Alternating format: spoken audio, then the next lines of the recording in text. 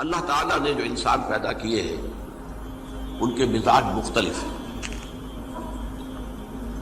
ان میں کچھ لوگ ہوتے ہیں جو قوی ہوتے ہیں ارادے کے، جو فیصلہ کر لیا ڈٹ گئے۔ کچھ لوگوں میں وہ قوت ارادی اتنی مضبوط نہیں ہوتی، وہ ادھر ادھر سوچتے رہتے ہیں۔ کچھ لوگ جسمانی طور پر بہت توانا ہوتے ہیں، کچھ لوگ جسمانی طور پر پیدائشی طور پر کمزور ہوتے ہیں۔ تو اگر کوئی قوت ارادی کمزور رکھنے والا شخص ہے، وہ بھی تو اللہ کی تخلیق ہے، اللہ کا بندہ ہے، خطاؤں کا ظہور ہو جاتا ہے، توبہ کرتا ہے، پھر کچھ عرصے کے بعد پھر خطا کا ظہور ہو جاتا ہے، پھر توبہ کرتا ہے، تو ہم تو یہ سمجھیں گے کہ ایک حد کے بعد پھر اس کی توبہ قبول نہیں ہونی چاہیے۔ لیکن حدیث سنیے، وعن ابی ہریرہ رضی اللہ تعالی عنہ قال قال رسول اللہ صلی اللہ علیہ وسلم ان عبدا اذنب ذنبا، یقیناً ایک بندہ جو ہے وہ ایک گناہ کرتا ہے، فقال، پھر وہ کہتا ہے رب، اے میرے پروردگار، اذنبت فاغفر لی، مجھ سے گناہ ہو گیا ہے، مجھے معاف فرما دے۔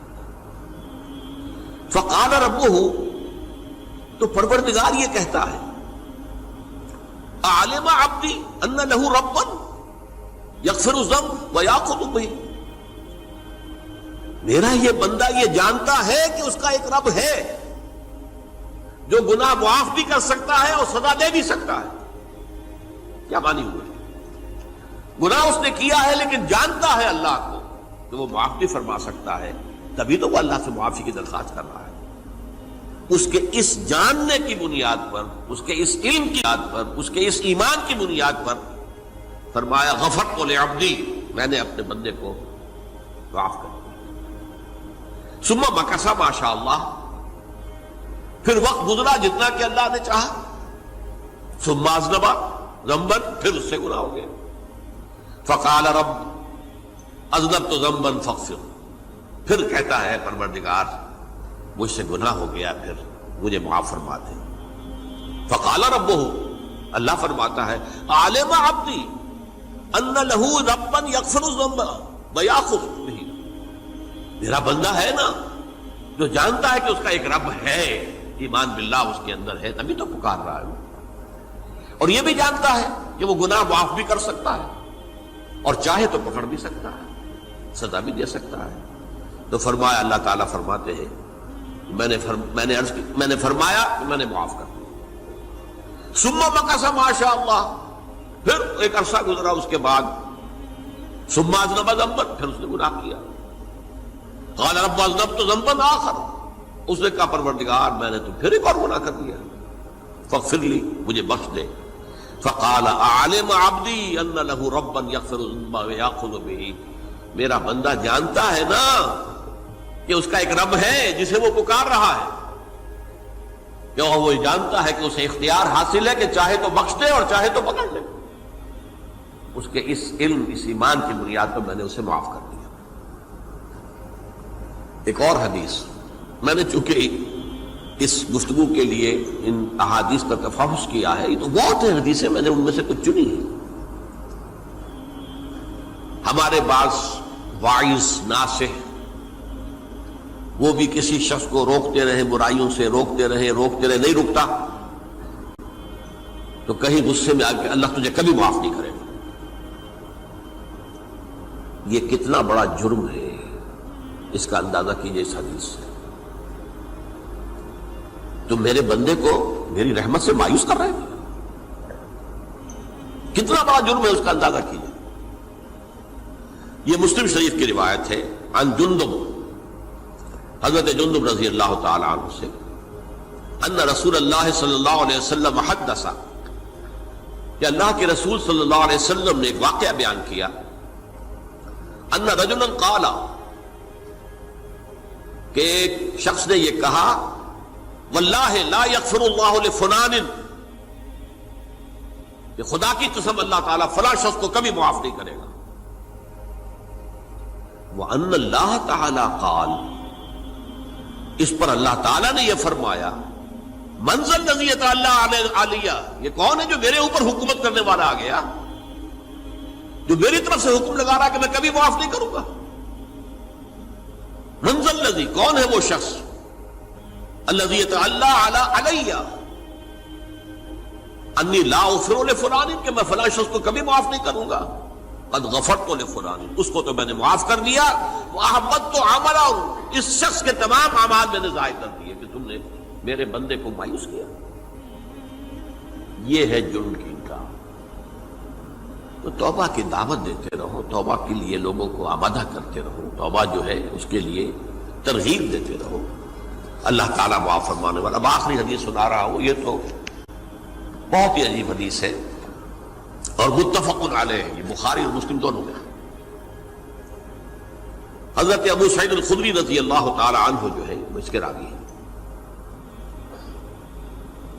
حضور نے فرمایا کانا فی من کانا قبلکم رجل قتل 99 نفسا، تم سے پہلے جو امت تھی بنی اسرائیل، گویا کہ ان کا ذکر ہے، اس میں ایک آدمی ایسا تھا جس نے 99 قتل کیے تھے۔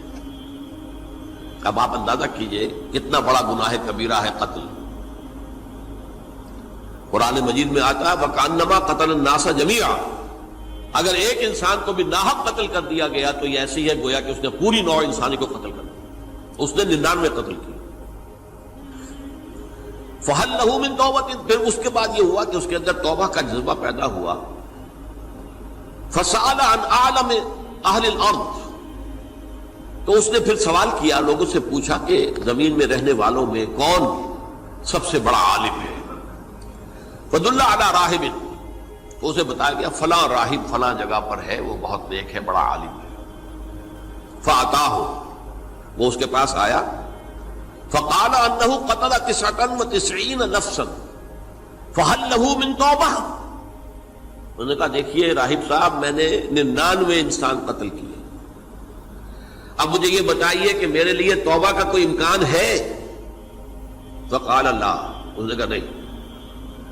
فَقَتَلَهُ، اس نے اس کو بھی قتل کر دیا۔ فَكَمَّلَ بِهِ 100، اپنی سینچری مکمل کر لی، مطلب 99 کے بعد ایک کی کسر تھی، اس کو بھی قتل کیا، 100 پورے کر لیا۔ ثُمَّ سَأَلَ عَنْ عَالِمِ أَهْلِ الْأَرْضِ، پھر اس نے پوچھا کوئی اور کوئی بڑے عالم انسان ہو۔ فَدُلَّ عَلَى رَجُلٍ عَالِمٍ، پھر اس کی رہنمائی کی گئی ایک بڑے عالم شخص کی طرف۔ فَقَالَ إِنَّهُ قَتَلَ 100 نَفْسٍ، تو اس نے وہاں جا کر کہا کہ میں 100 انسان ہلاک کر چکا ہوں، قتل کر چکا ہوں۔ فَهَلْ لَهُ مِن تَوْبَةٍ، میرے لیے توبہ کا کوئی امکان ہے؟ فَقَالَ نَعَمْ، کہا کیوں نہیں، 100 قتل کیے تب بھی کیا ہے، توبہ کا راستہ دروازہ کھلا ہوا، مَا لَمْ يُغَرْغِرْ، جب تک کہ وہ گھنگرو نہیں بج رہا اس وقت تک تمہارے توبہ کا دروازہ کھلا ہوا ہے۔ فرمایا نعم، وَمَن يَحُولُ بَيْنَهُ وَبَيْنَ التَّوْبَةِ، تمہاری توبہ کے درمیان اور تمہارے درمیان کون حائل ہو سکتا ہے، توبہ کا دروازہ کھلا ہے۔ لیکن ساتھ ہی کہا انطلق الی ارض کذا و کذا، اب تم ایسے کرو جہاں تم رہتے ہو وہاں نہ جاؤ واپس، وہاں کا ماحول اچھا نہیں ہے، معاشرہ اچھا نہیں ہے، ہو سکتا ہے کہ تم توبہ پر قائم نہ رہ سکو، تم فلاں جگہ چلے جاؤ، وہاں اچھے لوگ آباد ہیں، ان میں جا کر رہو۔ فإن بها أناسا يعبدون اللہ تعالی، وہاں ایسے لوگ آباد ہیں جو اللہ کی بندگی کرتے ہیں۔ فاعبد اللہ معہم، تو تم ان کے ساتھ مل کر اللہ کی بندگی اور پرستش کرو۔ ولا ترجع الی ارضک، اپنی زمین کی طرف اپنے وطن میں واپس بن جاؤ۔ فإنها ارض سوء، وہ بری جگہ ہے۔ فانطلقا، تو وہ چل پڑا، ہجرت کر رہا ہے، اس جگہ جا رہا ہے جہاں کا راہب نے بتایا تھا۔ حتی اذا نصف الطریق، جب آدھا راستہ اس نے پورا کر لیا، اتاہ الموت، موت آ گئی۔ فاختصمت فیہ ملائکۃ الرحمت و ملائکۃ العذاب، اب وہ جہنم کے فرشتے بھی آ گئے اس کی جان قبض کرنے کو، اور جنت کے بھی آ گئے۔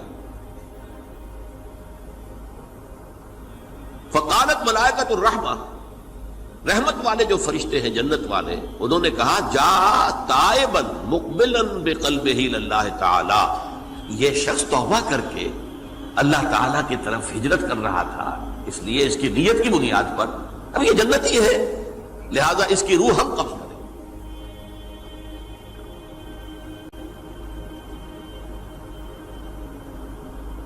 وقالت الملائکۃ العذاب، اور وہ جو عذاب والے فرشتے ہیں وہ کہیں گے انہ لم یعمل خیرا قط، تو نے توبہ کے بعد کوئی نیک عمل تو کیا ہی نہیں، تو کس بنیاد پر اس کو تم جنت میں لے جاؤ گے؟